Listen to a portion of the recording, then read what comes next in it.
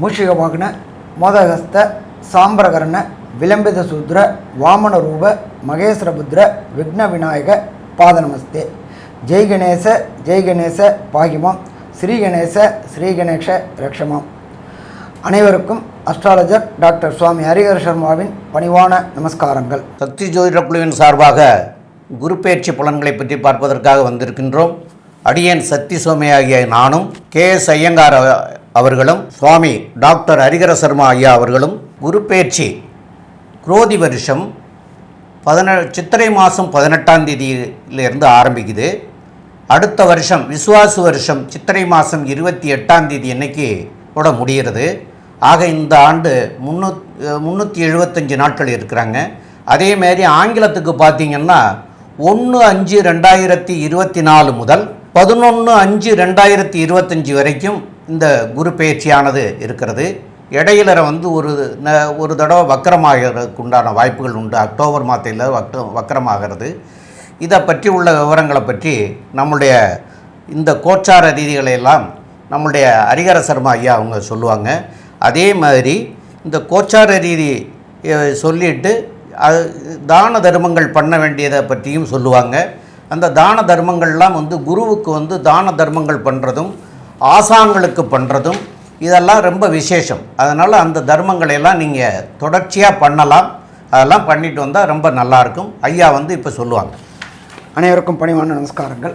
இப்போ இதை பொறுத்தளவுக்கு நம்ம ஒவ்வொரு வருஷமும் என்னென்ன பார்த்துட்ருக்கோம் அப்படின்னாக்க வருஷ பயிற்சிகள் மற்றும் மாத பயிற்சிகள் இதெல்லாம் பார்த்துட்ருக்கோம். அந்த வரிசையில் நாம் இப்போ பார்க்க போகிறது குரு பயிற்சி பலன்கள்.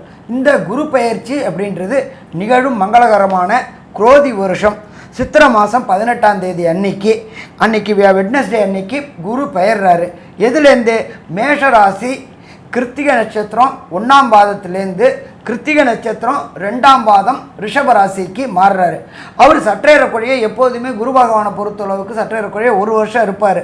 அப்போ அப்படின்னு பார்க்கும்போது 1/5/2024லேருந்து 11/5/2025 வரையிலும் குரு பகவான் அங்கே இருக்கார்.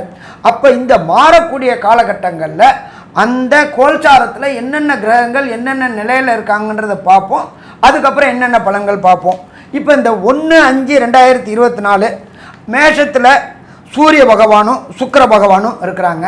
மாறின குரு பகவான் 2ஆம் இடமான ரிஷபத்தில் இருக்கிறாங்க. 6ஆம் இடமான கன்னியில் கேது பகவான் இருக்கிறாங்க. அதை தவிர கும்பத்தில் சனி பகவானும் காலபுருஷ தத்துவத்தின்படி 12ஆம் இடமான மீனத்தில் செவ்வாய் புதன் ராகு பகவானும் இருக்கின்ற சூழ்நிலையில் இந்த குரு பயிற்சி நிகழுது. இந்த குரு பயிற்சியில் பொறுத்தளவுக்கு என்ன ஒரு விசேஷம் அப்படின்னாக்க ஒவ்வொரு ட்ரிப்பும் குரு அதிசாரம் வாங்கி முன்ன போவார். இந்த ட்ரிப்பு பார்த்திங்கன்னா நம்ம குரு பகவான் ரிட்ராகேஷன் ஆகிறார். ரிட்ராகேஷன்னாக்க வக்ரம்னா பலம் இழக்கக்கூடிய காலகட்டங்கள்.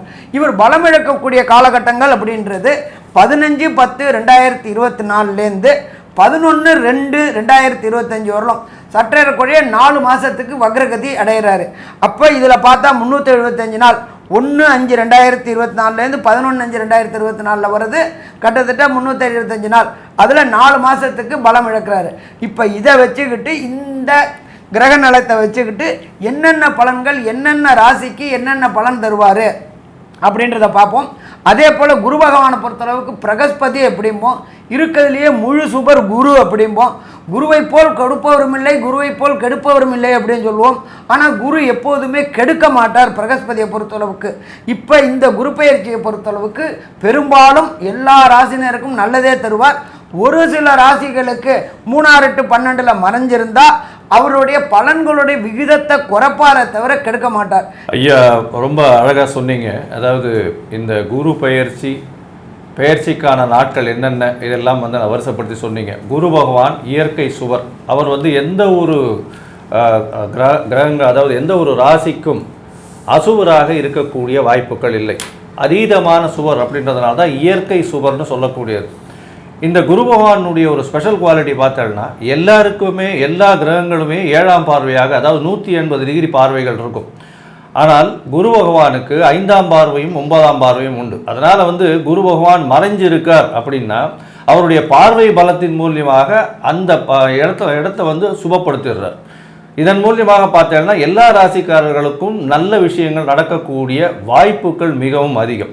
இந்த குரு பெயர்ச்சியில் பார்த்தீங்கன்னா பொதுவாகவே இந்த குருமார்களை போய் சந்திச்சுட்டு வர்றது, மடாதிபதிகளை போய் சந்திச்சுட்டு வர்றது, குரு பகவானுக்கு போய் வந்து வியாழக்கிழமை வந்து உங்களால் முடிஞ்சு மூக்கு கடலை மாலை போடுறது, அதை தவிர வந்து உங்களால் முடிஞ்சது அப்படின்னா வஸ்திரம், அதாவது மஞ்சள் கலர் வஸ்திரம் கொடுக்கறது, இதெல்லாம் வந்து ரொம்ப விசேஷம். குரு பகவானுக்கு நெய் விளக்கு ஏற்றுறது, இதெல்லாம் வந்து பொதுவாக சொல்லக்கூடிய ஒரு எளிய பரிகாரங்கள். அது எல்லாராலையும் கடைபிடிக்கக்கூடிய பரிகாரங்கள். ஏதோ பார்த்தேனால் மிகவும் எளிய பரிகாரம் அப்படின்னு சொல்லக்கூடியது அப்படின்னா குரு காயத்ரி மந்திரம். அதாவது குரு காயத்ரி மந்திரத்தை பொறுத்தவரையிலும் பார்த்தேனால் ஓம் ரிஷபத்வஜாய வித்மஹே கிருணீஹஸ்தாய தீமஹி தன்னோ குரு பிரச்சோதயாத்து இப்படின்ற இந்த குரு காயத்ரி மந்திரத்தை ஒரு நாளைக்கு 3 தடவையாகும். அது இல்லைன்னா ஓம் குருதேவாய வித்மஹே பிரம்மானந்தாய தீமஹி தன்னோ குரு பிரச்சோதயாத்து அப்படின்ற இந்த மந்திரத்தை ஒரு நாளைக்கு 3 தடவை கண்டிப்பாக சொல்லிட்டு வர்றதன் மூலியமாக எந்த ஒரு பிரச்சனைகளிலிருந்தும் நிச்சயமாக விலகி செல்ல முடியும். ஏதோ பார்த்தீங்கன்னா குரு பகவானை பொறுத்தவரையிலும் காரகத்துவம் அப்படின்னு சொல்லுவாங்க. அதாவது அவர் தான் அத்தாரிட்டி அப்படின்னு சொல்லக்கூடியது. குரு பகவானை பொறுத்தவரையிலும் தனகாரகன். பணம் வரணும்னா குரு பகவான் நல்லபடியாக இருந்தால் மட்டும்தான் பணம் வரும். அது தவிர வந்து புத்திர காரகன், குழந்தை பிராப்தின்னு சொல்லக்கூடியது. குழலினிது யாழினிது தம் மக்கள் குழந்தை செல்வம் அப்படின்னு சொல்லக்கூடிய ஒரு குழந்தை செல்வத்தை பற்றி சொல்லக்கூடிய வள்ளுவனே சொல்லக்கூடிய விஷயம். அதனால் தன் மக்கள் மழலை செல்வம் கேளாதவர்னு சொல்லியிருக்காரு இல்லையா. அதனால் குழந்தை பிராப்தியை பற்றி சொல்லணும் அப்படின்னா குரு பகவானுடைய இயற்கையான சுபரனுடைய பார்வையோ இல்லைன்னா குரு பகவான் இருக்கும் இடத்தையோ குரு பகவானுடைய தன்மையோ ஜாதகத்தில் வச்சு தான் சொல்ல போகிறோம். அதனால தான் புத்திர காரகன் அப்படின்னு சொல்லக்கூடியவர் குரு பகவான். இதை தவிர எப்பொழுதுமே மக்கள் அடியில் ரொம்ப இதுவாக பிரசித்தி பெற்ற ஒரு விஷயம் என்னென்னா, ஐயா குரு பலன் வந்தாச்சா, கல்யாணம் அப்படின்னு எடுத்தோம்னாலே குரு பலன் வந்தாச்சா இப்படின்ற முதல் வார்த்தை தான் எல்லா விதமான மக்களிடையே இருக்குது. அதனால் குருவுக்கு காரகத்துவம்னு சொல்லக்கூடியது தனகாரகத்துவம், அதை தவிர புத்திர காரகத்துவம், அதை தவிர திருமணத்திற்கு குரு பார்வை ரொம்பவும் முக்கியம். இந்த 3 விஷயமும் வந்து ஒரு ராசிக்காரர்களுக்கும் எந்த அளவுக்கு இருக்குது, எந்த அளவு இது வந்து நல்லபடியாக போகும் அப்படின்றத இப்போ மேஷம் முதல் மீனம் வரை பார்க்கலாம். அனைவருக்கும் ஹரிஹர சர்மாவின் பணிவான நமஸ்காரங்கள். நாம் இப்போ பார்த்துட்டு இருக்கிறது குரு பெயர்ச்சி பலன்கள் பார்த்துட்டு இருக்கிறோம். அந்த வரிசையில் நாம் இப்போ பார்க்க போகிற ராசி அப்படின்றது மகர ராசி. மகரம் அப்படின்னாலே சனி பகவானுடைய ஆட்சி வீடு. இப்போ இந்த பெயரக்கூடிய குரு பகவானானவர் 1/5/2024 மேஷ ராசியில் கிருத்திகை நட்சத்திரம் 1ஆம் பாதத்திலேருந்து ரிஷப ராசியில் கிருத்திகை நட்சத்திரம் 2ஆம் பாதத்துக்கு மாறுறார். இது வரும் 4ஆம் இடத்துல இருந்த குரு பகவான் 5ஆம் இடத்துக்கு போகிறார். அப்போ 5ஆம் இடம் அப்படின்றது பூர்வ புண்ணிய புத்திரஸ்தானம். ஒரு கேந்திராதிபதி ஒரு கோணத்துக்கு போகிறாரு. மிக மிக சிறப்பு. அதை தவிர அவருக்கு விசேஷமான பார்வைகள் உண்டு. 5ஆம் பார்வை, 9ஆம் பார்வை, எல்லா கிரகங்களுக்குமே உண்டான சப்தம பார்வையும் உண்டு. ஸோ அப்போ 5ஆம் இடத்துல குரு போயிட்டு அவரே ராசியை பார்க்குறாரு. மிக மிக மிக மிக சிறப்பானது. 5ஆம் இடம் வலுப்பெறுது. 5ஆம் இடம் அப்படின்றது பூர்வ புண்ணிய புத்திர ஸ்தானம். எப்போ ஒரு ஜாதகருக்கு பூர்வ புண்ணிய புத்திரஸ்தானம் வலுப்பெறுதோ அப்போவே அவர் எல்லா விதமான பாக்கியமும் கிடைக்க பெற்றவராகிறார். 5ஆம் இடம் வலுப்பெறும்போது குலதெய்வம் கோயிலுக்கு இதுவரை போக முடியாமல் தடையும் தாமதமும் பெற்ற மகர ராசி அன்பர்களுக்கு குலதெய்வ வழிபாடு செய்கிறதுக்கு உண்டான அத்தனை வாய்ப்புகளையும் இந்த குரு பெயர்ச்சி ஏற்படுத்தி கொடுப்பார். இதை தவிர செய்கின்ற தொழிலில் புகழ் இல்லாமல் இருந்துச்சு, செய்த காரியத்துக்கு கிரெடிட் கிடைக்காம இருந்துச்சு, அந்த கிரெடிட் கிடைக்கக்கூடிய காரியம் எப்படின்னாக்க 5ஆம் இடத்துல இருக்கிற குரு 9ஆம் பார்வையாக ராசியை பார்க்குறார். ராசியை பார்க்கும்போது முயற்சிகள் ஜெயமாகும். அப்போ முயற்சிகள் ஜெயமாகிறது அப்படின்றது எங்கள் வீட்டுக்காரன் கச்சேரிக்கு போகிறது ஆகும். ஆனால் அதுக்கு உண்டான கிரெடிபிலிட்டி, அதாவது அதற்கு உண்டான அங்கீகாரம் கிடைக்கக்கூடிய காலகட்டம் இந்த காலகட்டம். இதை தவிர அந்த பிரகஸ்பதியான குரு பகவானானவர் உங்களுடைய ராசிக்கு 9ஆம் இடமான தகப்பன் ஸ்தானத்தை பார்க்கிறார். அதை தவிர 9ஆம் இடம்ன்றது உயர்நிலை கல்வி, அதாகப்பட்டது ஐஐடி, ஜேஇஇ, நீட்டு, ஐஏஎஸ், ஐபிஎஸ், ஐஎஃப்எஸ், அதே போல் பிஹெச்டி போன்ற படிப்புகளுக்கு முயற்சி செய்கின்ற மகர ராசி என்பவர்களுக்கு அத்தனை விதமான அனுகூலமும் கொடுப்பார். இதை தவிர புகழ், நல்ல பெரும் புகழ் கிடைக்கும். 1, 5, 9 தொடர்பு வரும்பொழுது ஜாதகர் பெரிய பெயர் கிடைக்கக்கூடிய வாய்ப்புகள் உண்டு. அதே போல் இவங்களை பொறுத்தளவுக்கு வெளியூர், வெளிமாநிலம், வெளிநாடு போகணுன்னு நினைக்கிற குழந்தைகளுக்கு வெளிநாட்டு யோகங்கள், வெளிமாநில யோகங்கள் கிடைக்கக்கூடிய வாய்ப்புகள் உண்டு. வெளிநாட்டில் தங்கி படிக்கக்கூடிய வாய்ப்புகளும் உண்டு. அதே போல் தங்கி வேலை பார்க்குறவங்களுக்கு பிஆர், கிரீன் கார்டு, சிட்டிசன்ஷிப் போன்ற அத்தனையும் கிடைக்கக்கூடிய வாய்ப்புகள் இந்த குரு பெயர்ச்சியினால் மகர ராசி அன்பர்களுக்கு அத்தனை பிரச்சனைகளும் சால்வ் ஆகக்கூடியது. இதை தவிர சனி பகவானை பொறுத்தளவுக்கு 7.5 சனி நடக்கிறது. 7.5 சனி நடந்தாலும் அது விரயச்சனியாக இருக்குது. ஆனால் அந்த குரு பார்த்ததுனால அது சுப விரயங்கள் ஆகும். சுப விரயங்கள் அப்படின்றது வண்டி, வாகனம், வீடு வாங்கக்கூடியது, திருமணத்திற்கு உண்டான செலவு, இது எல்லாமே சுப செலவுகளாக இருக்கும். ஸோ மொத்தத்தில் பார்த்தோம்னா மகர ராசி என்பவர்களுக்கு இந்த குரு பெயர்ச்சி மிக சாதகமான குரு பெயர்ச்சின்னு சொல்லலாம். சரி, குருவுடைய பார்வைகள் 5, 7, 9 பார்வைகள் என்னென்ன நற்பலன்களை தருவார், என்னென்ன கெடுபலன்கள் ஆகும் அப்படின்றத நம்மளுடைய அஸ்ட்ரோ கேஎஸ் ஐயங்கார் அவங்க விரிவாகவும் விளக்கமாகவும் தருவாங்க. ஐயா, அற்புதமாக சொன்னீங்க. அதாவது மகர ராசிக்காரர்களுக்கு பார்த்தோம்னா இவ்வளோ நாள் வந்து கேந்திரத்தில் இருந்தவர் இப்போ திரிகோணத்தில் போகிறார் குரு பகவான். குரு பகவான் அதாவது எப்பொழுதுமே பொதுவான விதி அப்படின்னு சொல்லக்கூடிய ஜோதிடத்தில் வந்து சுபர்கள் திரிகோணத்திலும் கேந்திரத்தில் அசுபர்கள் இருக்கிறதும் வந்து ஒரு பெரிய விசேஷம். இப்போ பார்த்தோம்னா குரு பகவான் வந்து அதிசுபர்னு சொல்லக்கூடிய குரு பகவானே வந்து திரிகோணத்தில் இருக்கிறது பெரிய விசேஷம். ஏன்னா அவர் வந்து 1, 5, 9 இந்த 3த்தையும் பார்க்கக்கூடிய ஒரு பெரிய கிரகமாக சொல்லப்படக்கூடியது. அதாவது எந்த ராசியில் இருந்தாலும் அவர் வந்து சரம், ஸ்திரம், உபயம் இந்த 3 ராசிகளையும் தன் கட்டுக்குள் கொண்டு வரக்கூடிய ஒரு கிரகம் இந்த குரு பகவான். அதனால தான் வந்து குரு பகவானுக்கு அவ்வளோ பெரிய ஏற்றம். குரு பகவானை பொறுத்தவரையிலும் உங்களுடைய ராசியை பார்க்கறதுனால உடல் நலத்தில் பெரிய ஏற்றம் இருக்கும். உங்களுடைய மனசு வந்து இவ்வளோ நாளாக சஞ்சலத்தில் இருந்துகிட்டு இருக்கும். என்ன பண்ணுறது, எப்படி பண்ணலாம், பண்ண முடியாது, என்னென்ன இருக்குது, இப்படிலாம் இருக்கும். இந்த காலகட்டத்தில் பார்த்தாலேனால் இப்போ வந்து குரு பகவான் சனியினுடைய பிடியிலிருந்து வெளியில் போகிறார். ஏன்னா இவ்வளோ நாள் வந்து சனி பகவான் குரு பகவானையும் பார்த்துட்டு இருந்தார் தன்னுடைய 3வது பார்வையில். இப்போ அதிலிருந்தும் வெளியில் போகிறார். அதனால் பார்த்தோம்னா குரு பகவான் தனித்து இயங்கக்கூடிய உங்களுடைய ராசியை பார்க்கக்கூடிய அளவுக்கு இருக்கக்கூடிய காலகட்டம்.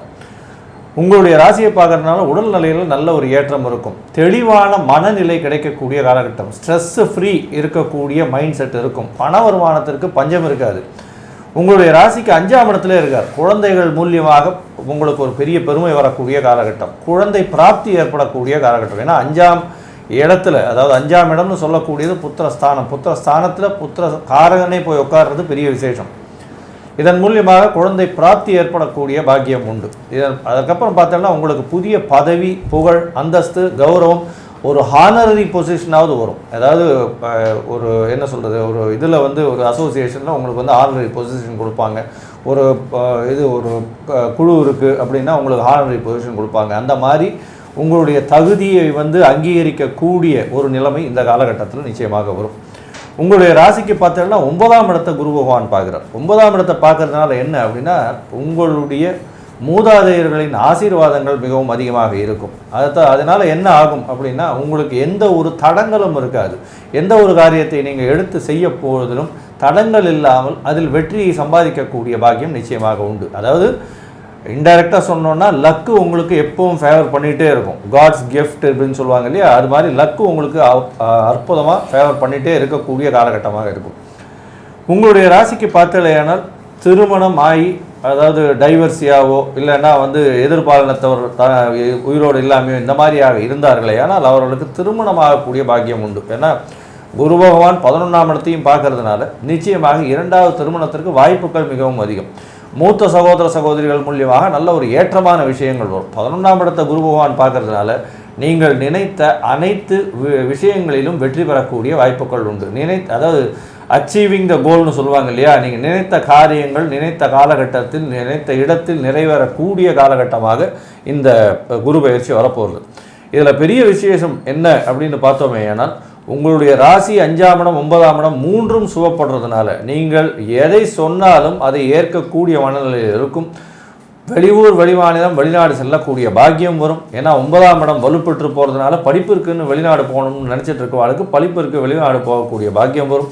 தொழிலில் அபரிமிதமான லாபம் இருக்கும். அதுவும் இந்த மகர ராசிக்காரர்கள், வழக்கறிஞர்கள், ஜட்ஜஸ், இவங்க அடுத்தது பார்த்தீங்கன்னா இரும்பு சம்பந்தப்பட்டமான, அதை தவிர இது இந்த ட்ரில்லிங்கு, அதுக்கப்புறம் லேண்ட் மைனிங் மிஷின்ஸு, அது தவிர அயன் ஓர்ஸு, இந்த மாதிரியான விஷயங்கள், அதாவது மூலத்தாதுக்கள்லாம் எடுக்கிறது, கனிம வளங்கள், இதிலெல்லாம் பண்ணுறவங்களுக்கு பெரிய ஏற்றம் கிடைக்கக்கூடிய காலகட்டம். அதை தவிர இந்த எள்ளு, எண்ணெய், இந்த மாதிரியான வியாபாரம் பண்ணுறவங்களுக்கு பெரிய ஏற்றம் கிடைக்கும். அயன் அண்ட் ஸ்டீல் வியாபாரம் பண்ணுறவங்களுக்கு பெரிய ஏற்றம். கேமராமேன் அவங்களுக்கு பெரிய ஏற்றம். ஏன்னா நிழலிலிருந்து வெளிச்சத்தில் இருப்பதை போட்டு காட்டக்கூடியவர்களுக்கு பெரிய விசேஷமான பலன்கள் கிடைக்கும்.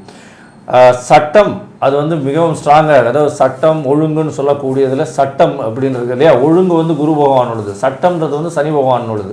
அதனால் சட்டம் ரொம்ப ஸ்ட்ராங்காக இருக்கக்கூடிய காலகட்டமாக இருக்கும்.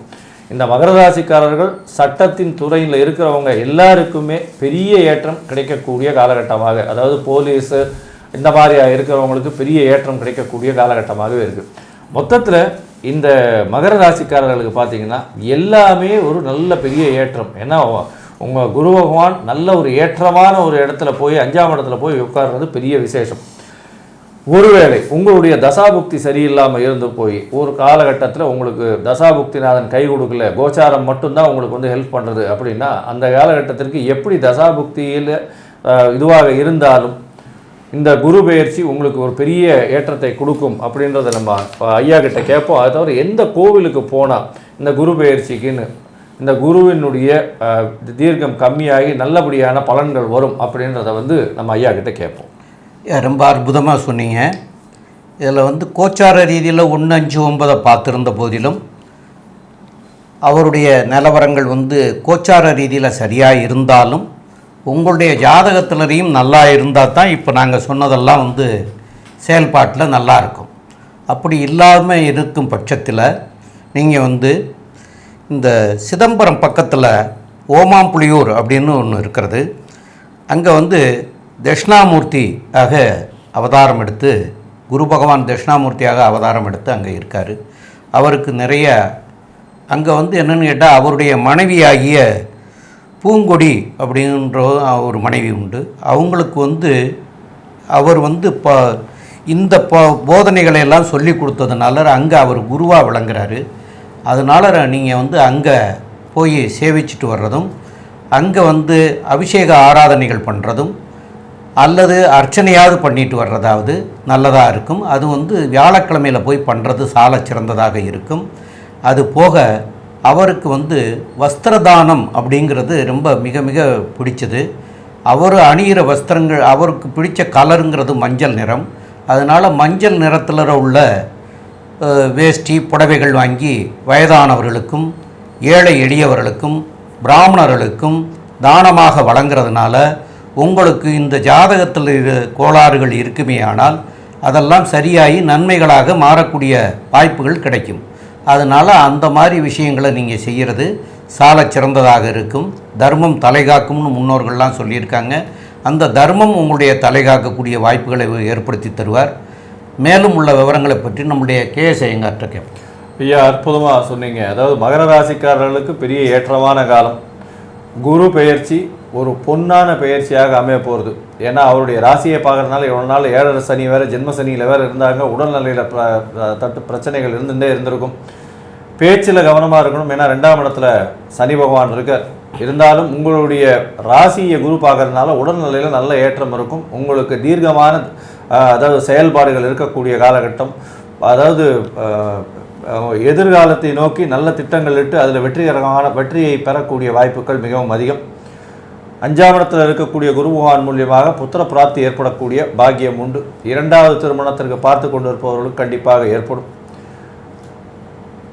வெளியூர், வெளிமாநிலம், வெளிநாடு செல்லக்கூடிய பாக்கியம் ஏற்படும். அதாவது படிக்கக்கூடிய மாணவர்களுக்கு உயர்கல்வி ஸ்தானம் வந்து ரொம்ப ஸ்ட்ராங்காக இருக்கிறதுனால கண்டிப்பாக வெளிநாடு போய் படிக்கக்கூடிய பாக்கியம் நிச்சயமாக உண்டு.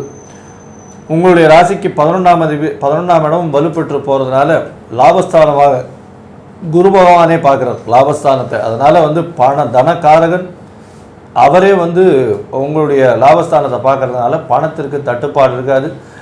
எந்த ஒரு தொழில் செஞ்சுட்டு இருந்தீங்கன்னாலும் அந்த தொழிலில் பெரிய வெற்றியும் பெரிய லாபத்தையும் பார்க்கக்கூடிய காலகட்டமாக இருக்குது. இந்த மகர ராசிக்காரர்களுக்கு பெரிய ஏற்றமான காலம். குழந்தைகள் மூலியமாக உங்களுக்கு ஒரு பெரிய ஒரு ஐடென்டிட்டி வரக்கூடிய காலகட்டமாக இருக்கும்.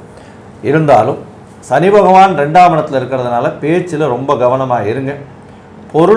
பணவரவுக்கோ பொருள் வரவுக்கோ தடங்கள் இருக்காது. பேச்சில் மட்டும் கவனம் தேவை. நீங்கள் பேசக்கூடியதை தவறாக புரிந்து கொள்ளக்கூடிய வாய்ப்புகள் மிகவும் அதிகம். மிச்சப்படி இந்த மகர ராசிக்காரர்களுக்கு மிகவும் பொன்னான குரு பயிற்சி அப்படின்னு சக்தி ஜோதிட குழு சொல்லுது. நன்றி, நமஸ்காரம். ஸ்ரீ பகவதி யூடியூப் சேனல் பார்த்த அன்பர்களுக்கு நன்றி.